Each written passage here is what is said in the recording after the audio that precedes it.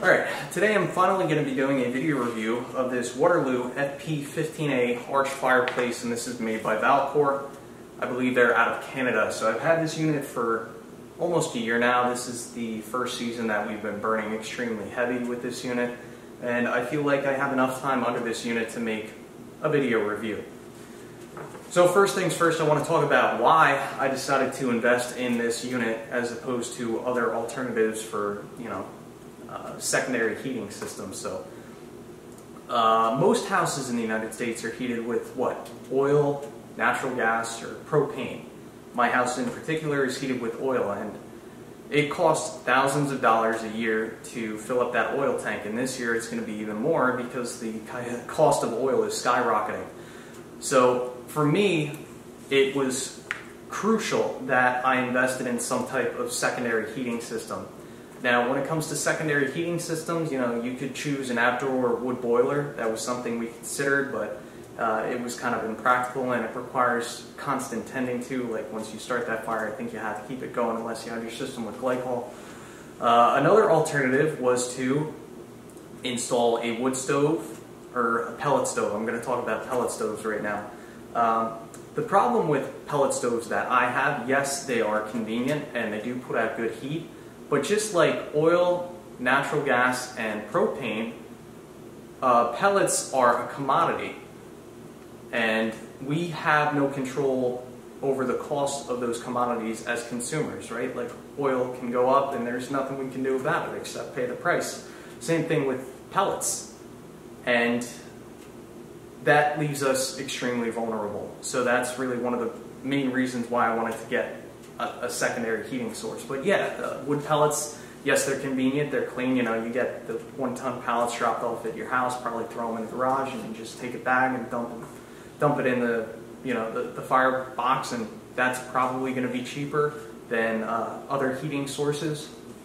It's clean, you don't get messy, but you're at the mercy of the market and the supply chain. So I think wood pellet prices are reasonable right now, but who's to say? In a couple of years, are prices of pellets going to go through the roof? I don't know.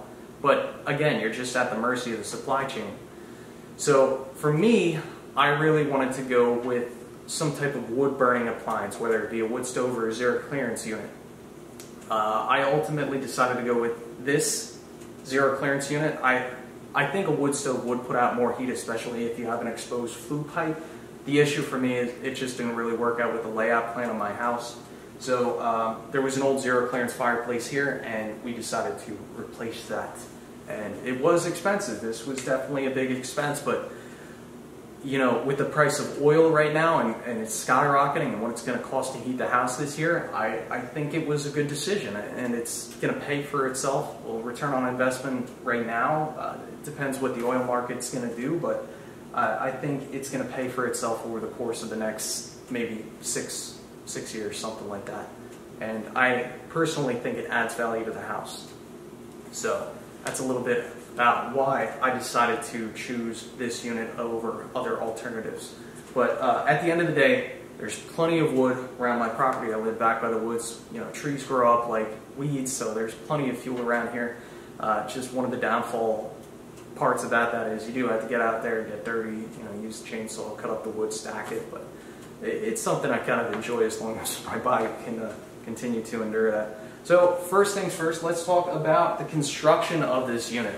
So one of the main reasons why I decided to choose this unit in particular is because it's really one of the largest zero clearance fireplaces out there that they make. Like, the size of the doors alone, let's measure the doors. It's about 34 inches by about 20 inches, something roughly like that. So you have a massive firebox for a zero clearance unit. And this thing is huge. I wanted to be able to put a lot of heat in the house, and that's why I chose the biggest one that I could get. They do make smaller ones, but this one claims to put out the most heat. I think it claims to put out 80,000 BTU. But I really like the design of it. I like the arch look of it.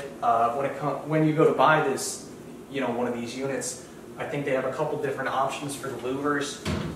These may be the classic look louvers, and I really like the classic look. But overall construction, everything feels really heavy duty. You know, the doors, you know, they lock up fine, they seal up real nice, and there are replacement components to this fireplace, which is really important to me because, you know, over the course of 10, 15 years, you know, who knows, the refractory may wear down, the hinges on the door may wear down, but all those components are replaceable, thankfully, so that's important to me. Now, when it comes to actual air controls, let's talk about air controls. So, according to this book, there are 3 positions for your air control lever. This is your air control lever on the right here, so it slides to the left, slides to the right, but also on the bottom side of this air control lever, there's a slide which you can pull that in, or push that in, or pull it out.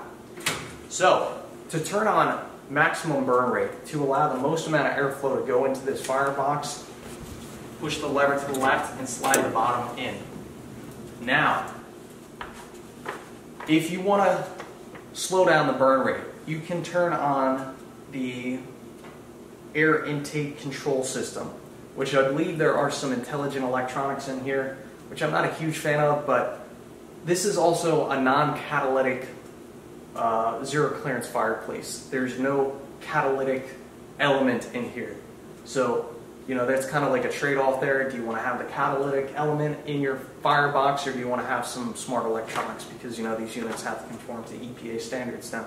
So this has no catalytic element, but it does have, I think, some smart electronics. So to slow down the burn rate to a medium burn rate, slide the lever to the right and take your finger and slide the bottom slide in.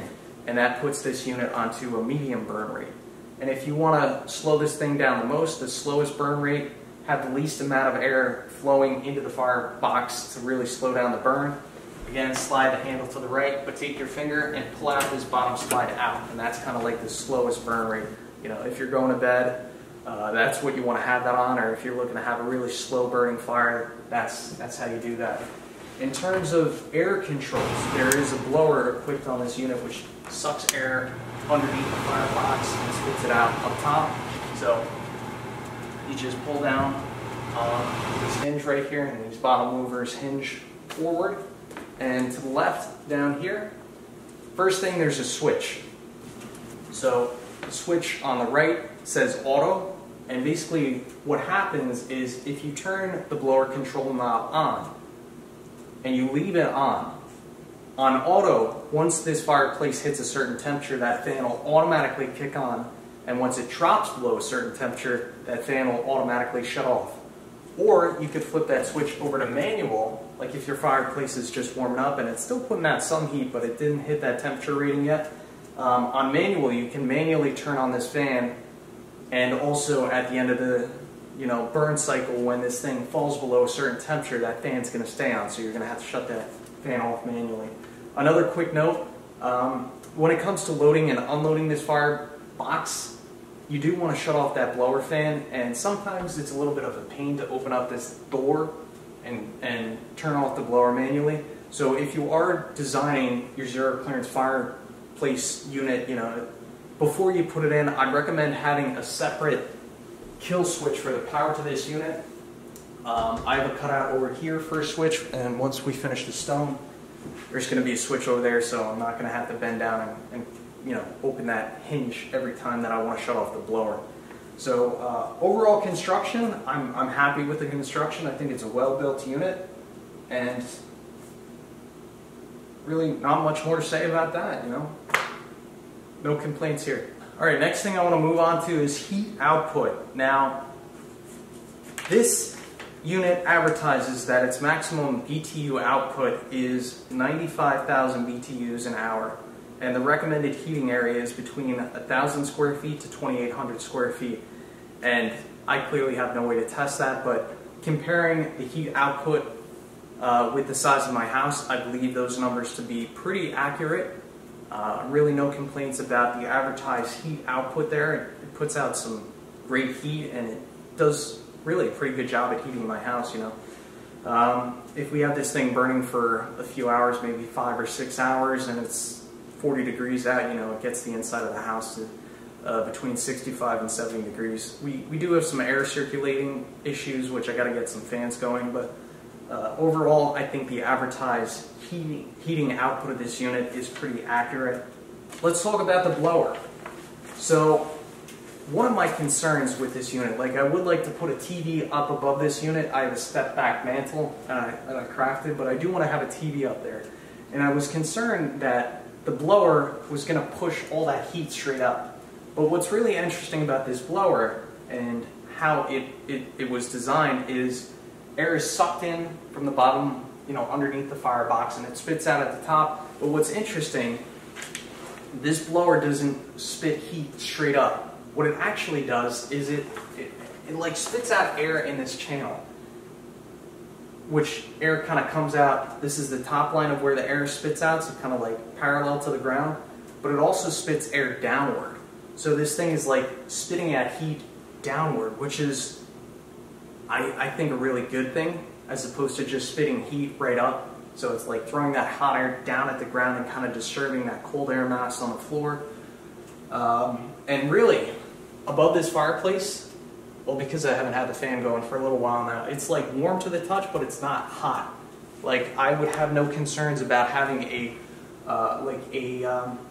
TV above this fireplace, you know, if this was completely flat. But you know, it's not a bad idea to have a step back mantle. So blower, I'm happy with it. It puts out a good amount of air, and you do have an adjustable control knob, so you can control that airflow. You can have it on. It's invariable, right? So you can have it on. You know, that's full blast right there. So just so you get an idea of how loud it is, it's really pretty loud. I'll turn it down all the way. That's on its lowest setting right there. Let's talk about the air wash system, because this claims to have an air wash system, and I don't know. It's a tricky thing, because, you know, you want your wood as dry as possible. I've had my wood tarped for about a year now, but I have it sitting on the ground, so it does get some moisture up in some of those bottom logs that sit on the bottom there. You could have the best air wash system in the world, and you could still get some creosote buildup on your glass if you're starting your fire and it's a little damp. Where this fireplace seems to have a little bit of an issue in terms of creosote buildup on the glass is just this, kind of like this right corner right here, which I don't know if you could see it right there. So I'd say after every, I don't know, 4th or 5th fire, I'll take my special cleaning mixture right here, which this is just pure ammonia. I'll spray it on the glass and it just wipes off real quick. It's a good tip. I actually did a video on that. But yeah, overall, I think the air wash system does really good. Just that one bottom right corner and a little bit on the left side too. But I think how the air wash system works is there's like a little metal flange right here, and I think air kind of comes up in between that metal and the glass and kind of pushes air up. Like when you're starting this and it's a little smoky and you close the door before it really gets going, you could see that air kind of circulating in there, which it does a fair job, but it's not perfect. But you know, that could also be my fault, because some of my woods need, you know, not perfectly dry. So that's what I think about the air wash system. Alright, next thing I want to talk about is maximum burn time. Now, they say that the size of the firebox is a little over 4 cubed feet, but there's really no practical way to get 4 cubed feet of wood into that firebox, because that's like, they take this space and fill it up with water. You know, that would be the actual volume. Which the problem with wood is, you know, when we cut it and we try and throw it in there, you know, it wants to roll forward and you don't want any wood on the glass. So this is something I've kind of struggled with a little bit. They advertise that the maximum burn time is 10 hours, and there's a special note here. Burn time may vary, subject to location and home, chimney draft, heat loss factors, climate, fuel type, and other variables. The recommended heating area for a given appliance is defined by the manufacturer as its capacity to maintain a minimum acceptable temperature in the designated area in case of a power failure. Interesting. So when it comes to maximum burn time, I've not been close to hitting that 10-hour mark.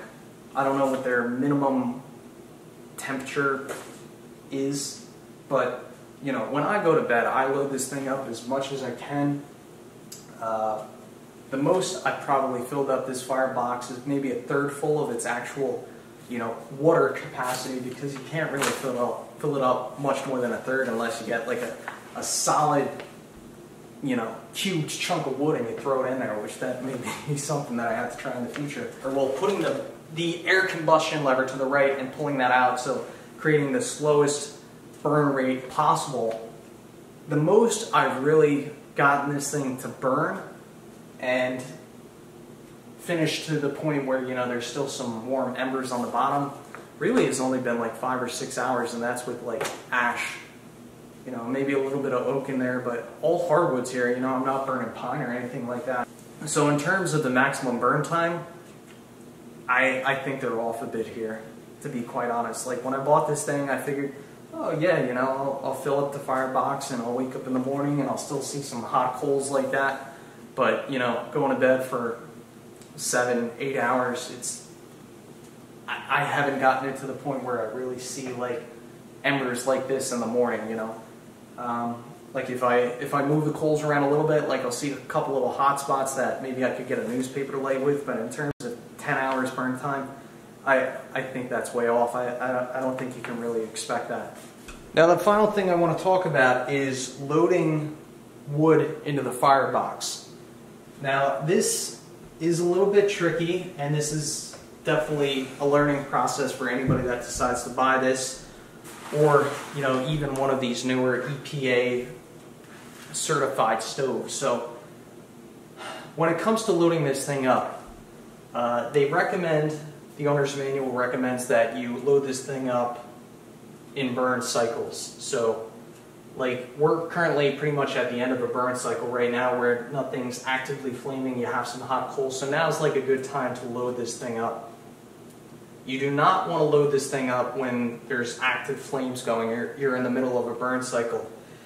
Reason being is because you will get some smoke and heat that comes, well, it bypasses the flue and it actually spits out up the top here. So it's a little bit tricky, especially with these double doors too, because what happens when I open the doors, there's some ash that kind of rolls in here and it kind of wants to escape out. You can see a little bit of ash that got out right there. So I'm going to show you what I have found to be the easiest and cleanest method for loading this thing up, but it's not perfect, and I still get a little bit of smoke that escapes into the house, which I'm not really thrilled about. So the first thing I'll do is I'll take that air control lever, I'll slide it to the left, and I'll slide that lower tab in. Next thing I'll do is I'll shut off the blower, close this louver, and then I'll let it sit for a little bit. I'm letting that inside firebox get some more air. I'm trying to let it decompress a little bit, because when you have that lever over to the right, you're putting a little bit of air in there and you're kind of starving the fire for air. So, if there was fuel to burn and you crack open those doors, you have the risk of things kind of flashing. Alright, so I've had that air control lever fully open for about a minute now, and what I'm going to do now is I'm going to crack open the door and just let that get a little bit of air. This is one thing that I'm not a huge fan of. You see all that ash kind of swirling around, and sometimes it gets out and it lands on this little flange right here, and there's really not much you can do about that. Now, I played around with this a little bit. This is the part where you normally may get a little bit of smoke in the house. Originally what I was doing is I was putting pressure on this left door, opening up this door, and then just putting in wood that way. What you don't want to do is you don't want to let this left door like crack open a little bit and have this right door open.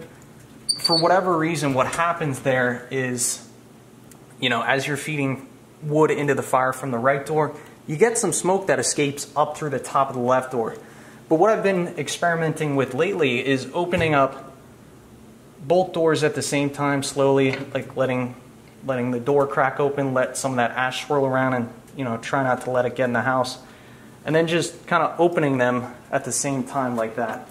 And you can see some ash did get in the fireplace or get into the house, but it's not that bad. Like I'm just putting my head like right above the fire right here, and there's a little bit of smoke coming out. I'm going to be quite honest with you. It's not bad. It's pretty clean right now, but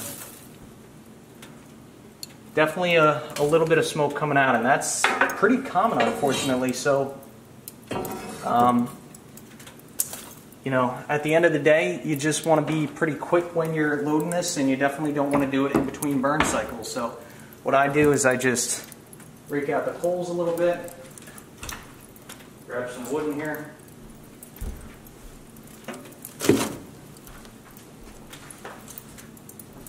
I'm doing this with one hand because I had shoulder surgery, so I'm kind of like out of commission right now, but I can still do this with one hand, but it's a little tricky to be quick.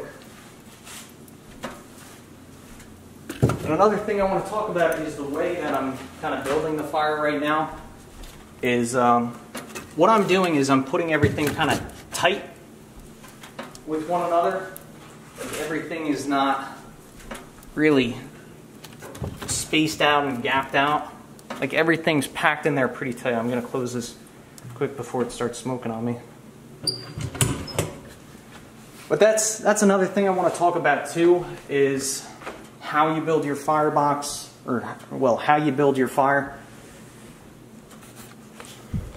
Like you see how everything's packed in there real tight right now?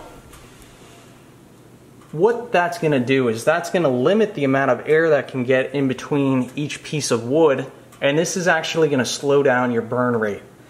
So, I mean, if you build tightly packed fires like that, you're going to get a little bit less heat output, but your fires are going to burn slower and they're going to burn longer. On a day like today where it's like 40 degrees out, this is the type of fire that I would build. But you know, if it's the morning and I'm looking to get this fireplace going hot and quick, as opposed to building a fire that's really tightly packed, what I would do is I would probably cross my wood pieces like this. You know, of course, small pieces when you're starting out, but I would cross all my pieces like this. And why I would do that is because more air gets in here, everything burns quicker, everything burns hotter, and it just gets everything heated up quicker. So if you're starting out your fire, or if you're looking to get a lot of heat out of the fireplace quickly, build a fire like this. But if your fireplace is already hot and you're looking to slow down the burn rate, just kind of stack the wood in there, keep it tight packed. You're going to be able to get more wood in there, and it's just going to burn longer.